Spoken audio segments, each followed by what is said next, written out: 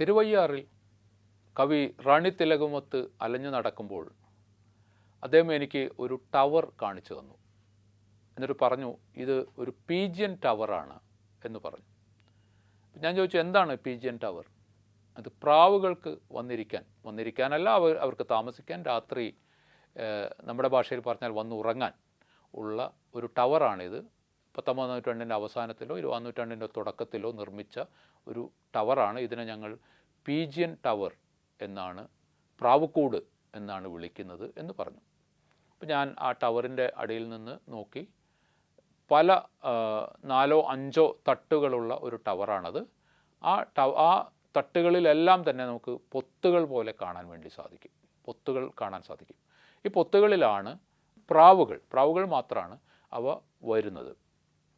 ഇപ്പോൾ റാണി തിലക എന്നോട് പറഞ്ഞൊരു കാര്യം, വൈകുന്നേര സമയത്ത് ഇവിടെ വരികയാണെങ്കിൽ നിറയെ പ്രാവുകൾ വന്ന് ചേക്ക് കയറുന്ന കാഴ്ച നമുക്ക് കാണാൻ കഴിയും.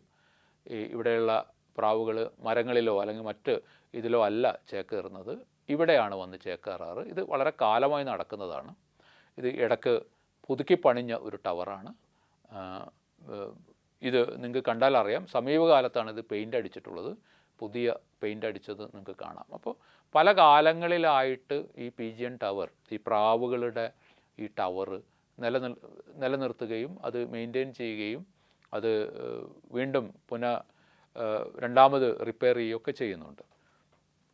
ഞാൻ റാണി തിലകനോട് ചോദിച്ചു, എന്തുകൊണ്ടായിരിക്കും ഇങ്ങനെ ഒരു സംഗതി, അതായത് ഒരു ഇഷ്ടിക കൊണ്ടും ഒക്കെ കെട്ടിയുണ്ടാക്കിയ സാമാന്യം നല്ല ഉയരമുള്ള ഒരു ടവർ, അത് പ്രാവുകൾക്ക് ജീവിക്കാൻ വേണ്ടി, പ്രാവുകൾക്ക് താമസിക്കാൻ വേണ്ടിയിട്ട് അതിൻ്റെ പിറകിലുള്ള പ്രചോദനം, അതിൻ്റെ പിറകിലുള്ള ചോദന എന്തായിരിക്കും എന്ന് ഞാൻ റാണി തിലകിനോട് ചോദിച്ചു.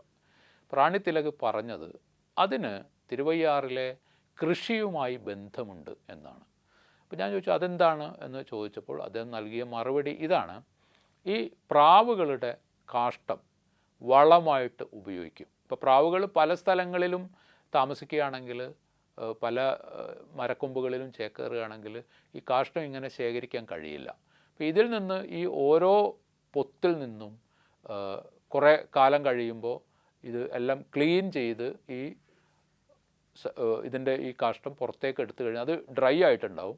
അപ്പോൾ അത് പാടത്ത് അല്ലെങ്കിൽ മറ്റ് കൃഷിക്കളങ്ങളിൽ കൊണ്ടുപോയി ഇട്ടാൽ നല്ല വളമാണ് എന്നുള്ളതാണ്. ഇങ്ങനെ ഒരു പീജിയൻ ടവർ ഒരു നൂറ്റാണ്ടിലധികമായി, ഒരു നൂറ്റാണ്ടിലും ഏതാണ്ട് 1.25 നൂറ്റാണ്ടോളമായി ഈ പീജിയൻ ടവർ അവിടെ നിലനിർത്താനുള്ള ഒരു കാരണം എന്നാണ് പറയുന്നത്.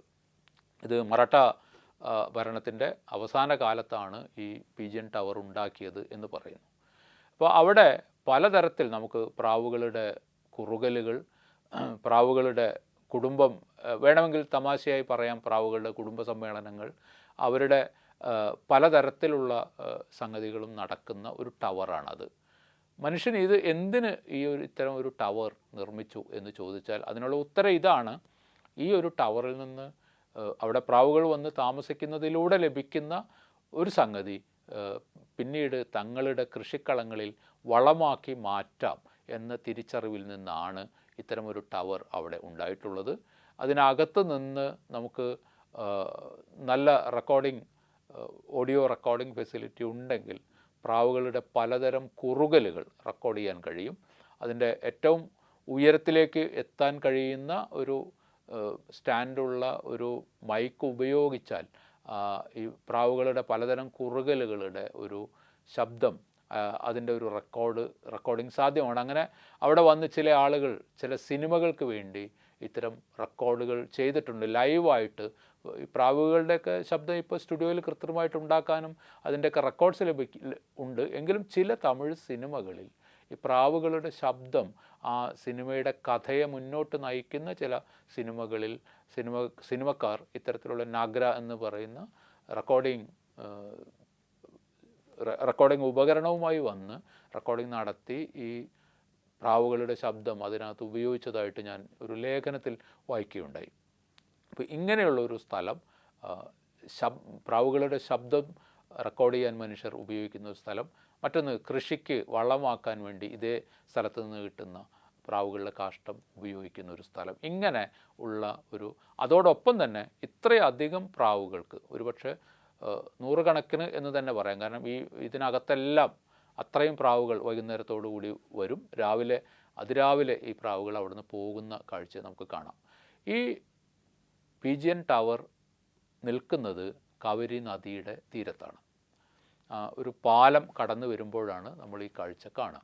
ആദ്യമായിട്ട് തിരുവയ്യാറിലേക്ക് വരുമ്പോൾ തിരുവയ്യാറിലേക്ക് പ്രവേശിക്കുന്ന പാലം, തിരുവയ്യാറിലേക്ക് നമ്മൾ കടക്കുന്ന ആ പാലം കഴിഞ്ഞ ഉടനെ ആണ് ഈ പീജിയൻ പ്രാവുകളുടെ ഈ പീജിയൻ ടവർ നിലനിൽക്കുന്നത്.